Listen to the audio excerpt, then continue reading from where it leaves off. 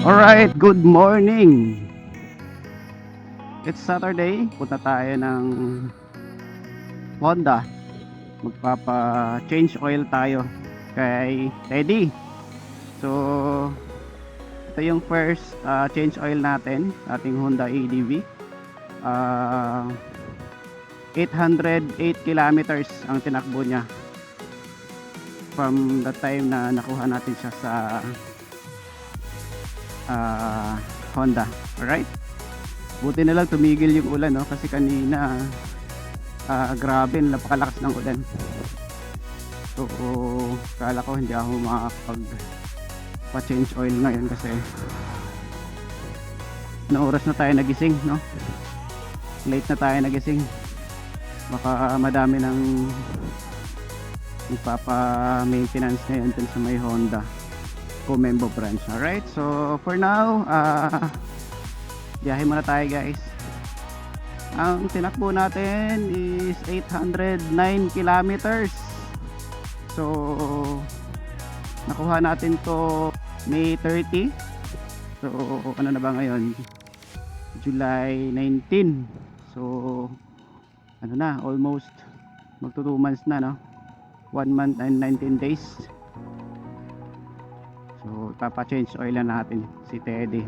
Actually yung first change oil nito kasi, guys, is first 500 to 15 kilometers ang tinakbo. Pwede ka na magpa-change oil. Pero ako kasi 110 kilometers na yung tinakbo natin. So papa-change oil na tayo. So medyo malayo-layo na rin ang narating nito, guys. Nakabiyahe na. Ang unang long ride nito is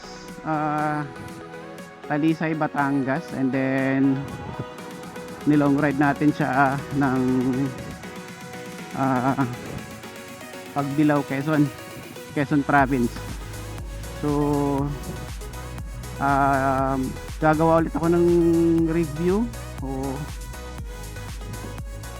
regarding dito sa performance, and then yeah, abangan nyo lang, guys, nang i-upload natin review para dito kay Teddy. Alright, so but for now, dahil muna tayo.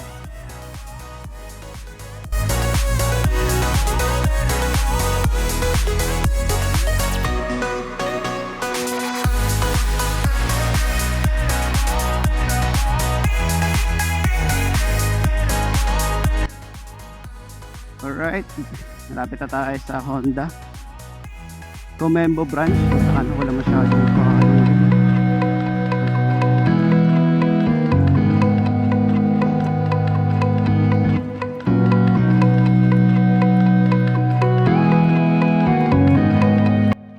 Alright, let's go.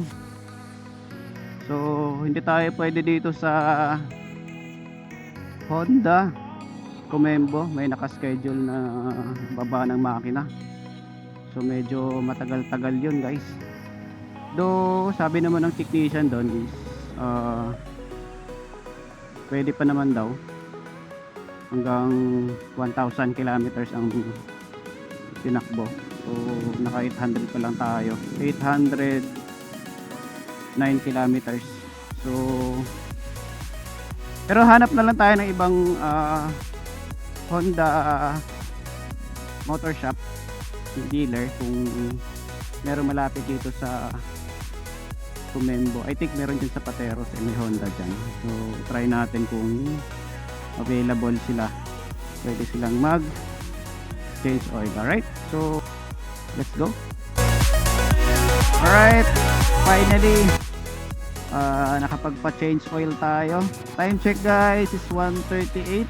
So dito tayo nakapagpa-change oil sa Honda motorcycle Pateros. Ano nga bang nagbago ngayon nung nagpa-change oil tayo, guys, no?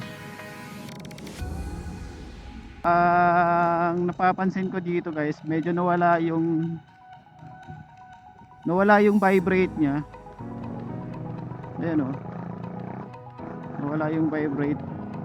Ang gamit pala nating langis, guys, ay Shell Advance. And then dagdag din tayo ng coolant kasi nagbawas na siya ng kulang. Let's go. Alright guys, so this is the end of my vlog.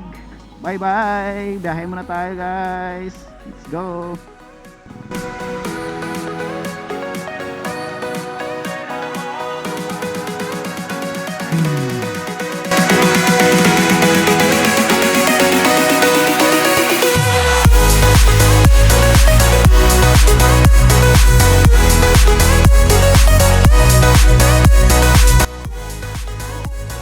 Kabilan.